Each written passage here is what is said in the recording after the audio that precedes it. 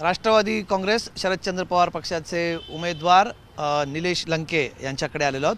निलेश लंके यांनी जसं मी म्हटलं की एक रंगत आणली त्यांच्या एंट्रीमुळे या सगळ्या निवडणुकीत। नगरची लढाई जितकं अहमदनगर हे नाव सरळ सोपं आहे तेवढीच किचकट अहमदनगरचं राजकारण आहे। तुमच्या एंट्रीने अनेकांना अनपेक्षित होतं, काहींना माहिती होतं की तुम्ही तयारी करतात, पण आता तुम्ही एक चॅलेंजर म्हणून उभे राहिलात सुजय विखेंच्या समोर। पण ही लढाई फक्त दोन व्यक्तींच्या मधील लढाई आहे की अजून काय वेगळं आहे? सध्या तरी ही दोन व्यक्तींच्या मध्येची लढाई आपल्याला पाहायला मिळत आहे। निवडणूक लढायचं आधी ठरलं होतं का अजित पवारांना सोडायचं आधी ठरलं होतं? नक्की काय ठरलं होतं आधी? नाही, सोडायचा विषय नसतो काही, जनतेचा रॅटा होता की तुम्ही लोकसभा लढवली पाहिजे।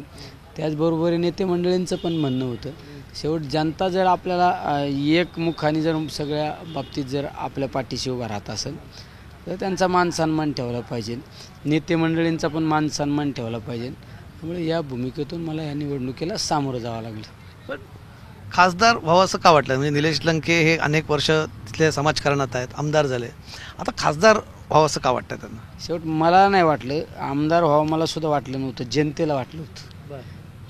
तसं खासदार व्हावं मला नाही वाटलं, हे जनतेला वाटलं।